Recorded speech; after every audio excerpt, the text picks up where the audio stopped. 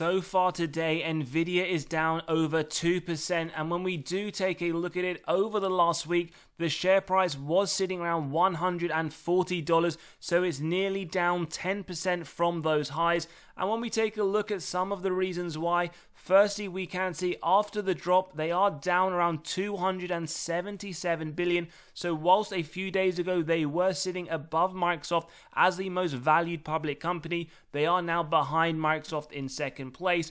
A few of the reasons why we can see that talks of Nvidia losing some more momentum the second day where they are down in fact. And when we take a look at the latest article from Yahoo Finance, they do talk about how the AI rally is showing some signs of fatigue. Now, to make things a little bit more interesting, shall we say, with the insider ownership, which does sit at 4.23%, we have seen a lot of insiders sell over 400 million over the last 12 months. In fact, just in the more recent quarter, 253 million. And when we look to see who those insiders are, we can in fact see the CEO Jen Huang has in fact sold 120,000 shares, with the share price around $128, netting him a cool $15.4 million. Now, yes, this is also part of what he is looking to do. In fact, from his securities filing last month, he is looking to sell around 600,000 shares, but a lot of things that you can take into consideration when you are looking at this company for your own investment thesis. Do bear in mind this company has seen some very large growth.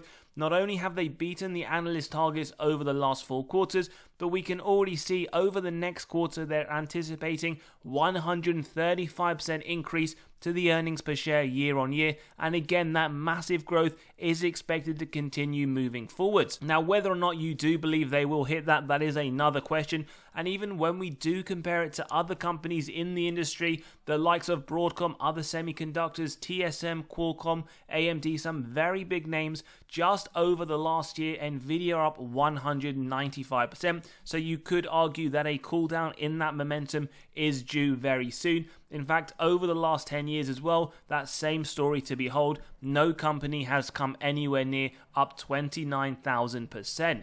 On top of that, this is a very strong company, so let's get that fact straight. In terms of their revenue increases, over 200%. The sector median is very low single digit. Forward looking, again, they are anticipating some very strong numbers, whilst we can see the sector median is around the midpoint in the mid single digit at 6.55. And when we take a look at their profitability, we can already understand why it is a high quality company.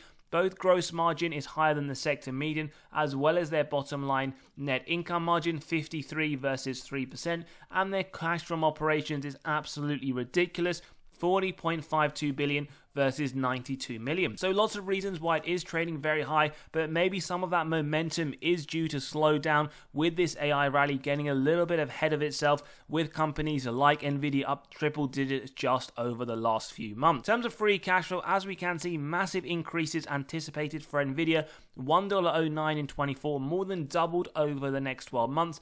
This growth and strong metrics is expected to continue. Again, sales growth triple digits, 126%.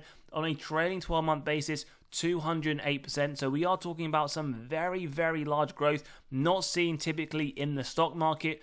The ROIC, return on invested capital, again, looking very strong, 61% in 2024, trailing 12 months, 78%.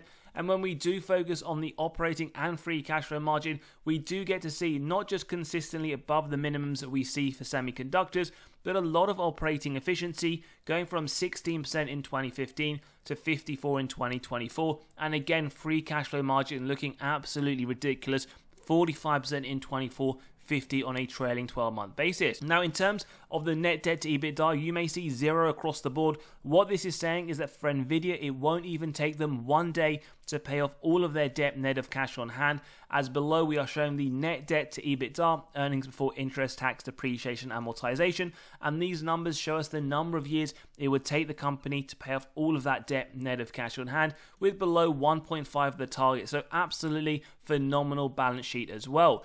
Now, when we talk about the valuation of Nvidia, and before we do talk about that, we just want to let you know we have released our latest free weekly article where we do talk about lots of different things in the stock market. For example, how to identify up-and-coming, undervalued, high-quality companies. The screeners and all the websites is included within this article here. Or if you want to look at 12 undervalued dividend companies, again, you can find all of that information here. Instant free access by clicking on the below. So as we said, in terms of the Nvidia valuation, we typically believe for this company, the DCF model is the most appropriate, and we have the free cash flow year on year. In terms of average growth, well, very strong, 94% in fact, over the last 10 years. And what we typically like to do is 3 targets, low, medium, and high. First one that we start off with is 25%. With the discount rate, we end up getting the present value of future free cash flows and terminal value. We then add together with the cash, subtract total debt, get the equity value, divide by those shares outstanding, and we can see an overvaluation signal. Do bear in mind that is if you believe their free cash flow will grow 25% over the foreseeable future, indicating downside of around 21%. Now, for those that do believe that is too low, at 30% we can see this would show an undervaluation signal of $140 as that intrinsic value, and this would ultimately arrive at 10% implied upside. Again, people will say that is way too low. They see AI sustaining over the longer term, and at that 35% level, we can see an intrinsic value of $192. What this ultimately gives is implied upside of 51%. Now, do bear in mind, you can grab a copy of this model by clicking on the pinned comment below, running your own numbers through, whether it's for Nvidia or others in your own portfolio. And we can see that globally, the artificial intelligence market over 2030 is forecasted to increase 35.7% CAGR, which means 35.7% compounded annual growth rate year on year. Now, whether or not you believe that this will be attributed to Nvidia, they will take some of that. Again, that is highly subjective. But if we do move forwards in the middle rate of 30% and take it to the final intrinsic value, what we will get here in today's episode, given we are just using the DCF model, is a $140 price. Now, in terms of the current price, as it has dipped nearly 10% down from those highs we saw just this week, we would use a margin of safety of 10%. Do bear in mind, with 10%, we execute on this channel if it meets our 3 golden criteria: a wide moat, strong financial metrics, good forward-looking data. Now, if you believe that and 10% is sufficient, it isn't too far off. We're talking about a $1 difference. Do bear in mind, this is on the assumption that the growth rate will be 30% over the longer term.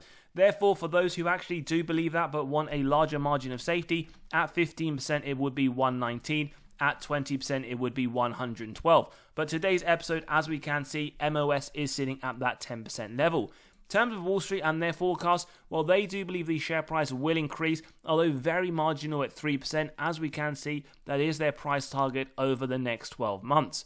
As always, though, do let us know your thoughts in the comments below, whether or not Nvidia is one you are looking to buy on the dip. Maybe you're waiting for the AI rally momentum to slow down even further, or maybe this is one that you're just not interested. You do see the valuation as very stretched. As always, if you enjoyed today's episode, value was provided, smash that like button, hit that subscribe and bell button, and as always, we'll see you all on the next one.